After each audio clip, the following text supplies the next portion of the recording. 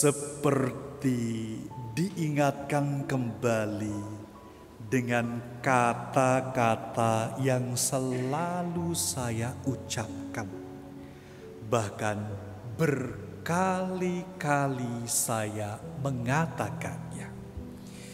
Kalau saya tanyakan, pasti akan diam.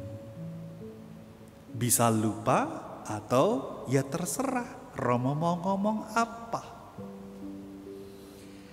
Kata-kata yang sering kali saya ucapkan tidak lain adalah bahwa hidup iman itu tidak lain adalah dinamis, tidak statis.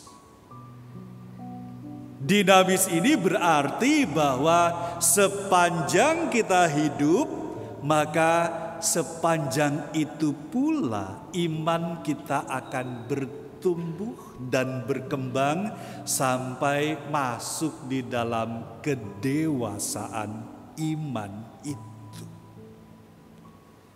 Itulah sebabnya kalau hari raya Pentakosta, di dalam kata pengantar tadi saya mengatakan, hari ini sebenarnya kita diingatkan dan disadarkan kembali untuk membangun dunia baru. Dunia baru seperti apa? Dunia baru yaitu dunia baru hidup di dalam roh dan mau dituntun oleh roh Allah.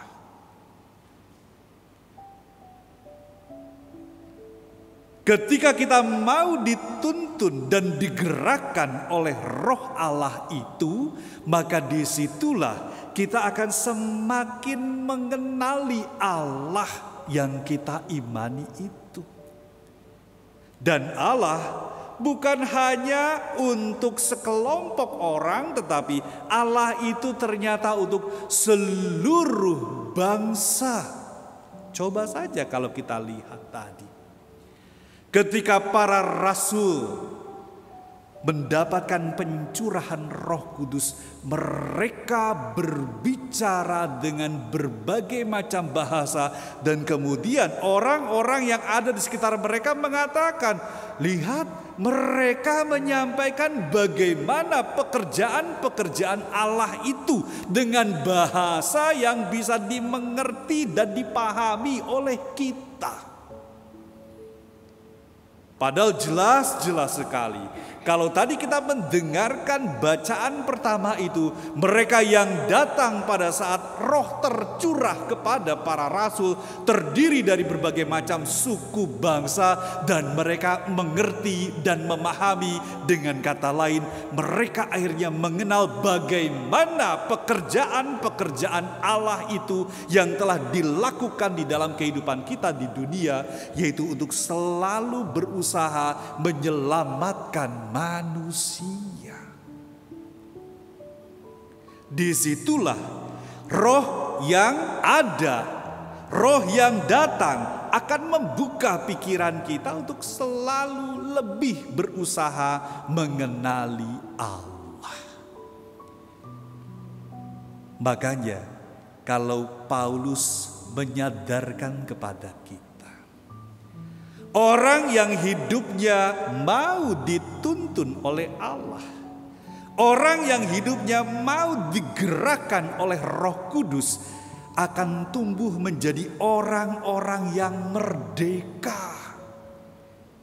Orang-orang yang tidak lagi dikungkung oleh kekuatan-kekuatan dunia yang justru seringkali kita tonjolkan. Bukan lagi kita mengandalkan Allah. Orang-orang yang digerakkan oleh Roh Kudus, orang-orang yang digerakkan oleh Allah, tidak lain adalah senantiasa menunjukkan segala sikap yang baik dan benar, karena buah-buah roh itu tidak lain adalah seperti yang dijelaskan oleh Paulus tadi. Ada kasih, ada cinta, ada pengampunan, dan lain sebagainya. Dengan kata lain, Manusia yang digerakkan oleh Roh Allah itu tidak lain adalah akan menunjukkan segala sesuatu dengan perbuatan baik yang membuahkan kasih cinta yang berlimpah, bukan hanya untuk dirinya sendiri tapi juga untuk orang lain. Itulah sebabnya tadi saya katakan, Roh akan semakin membuka pikiran kita untuk lebih mengenal Allah, bagaimana sebenarnya hidup yang layak dan pantas di hadapan Allah itu. Sekarang pertanyaan kecil saja. Maukah kita digerakkan oleh Roh Kudus itu?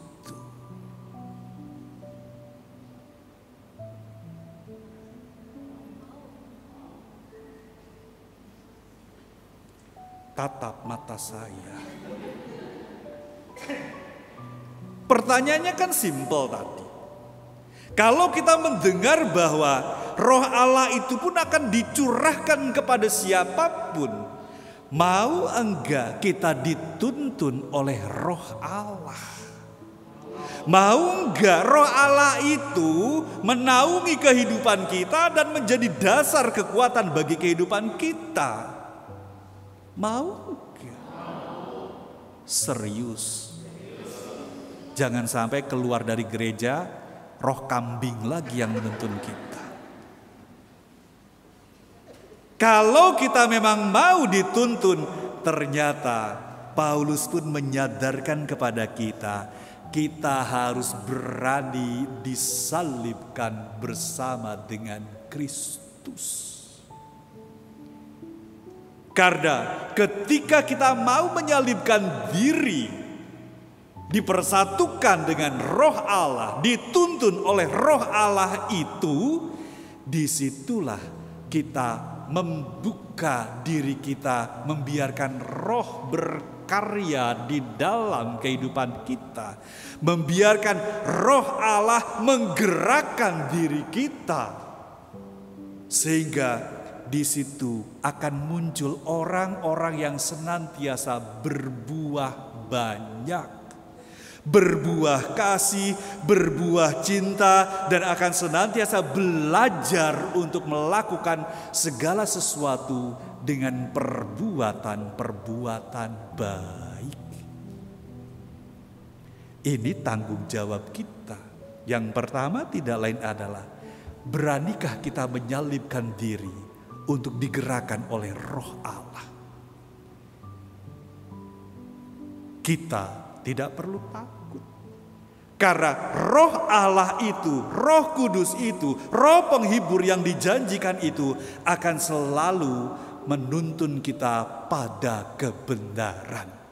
Karena persoalan terbesarnya bukan ada pada Allah. Persoalan terbesarnya ada pada siapa?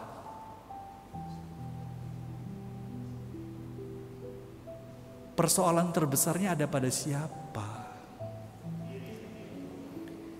Ya pada manusia yang gak pernah mau dituntun oleh Roh Allah itu. Jadi disinilah saatnya sekali lagi berani menyalibkan diri bersama Kristus, supaya kita memberikan kesempatan kepada Roh Allah, Roh Kudus itu, Roh penghibur itu menuntun dan menggerakkan kehidupan kita menjadi orang-orang yang patut untuk memberikan kesaksian tentang perbuatan-perbuatan Allah yang benar. Tuhan memberkati.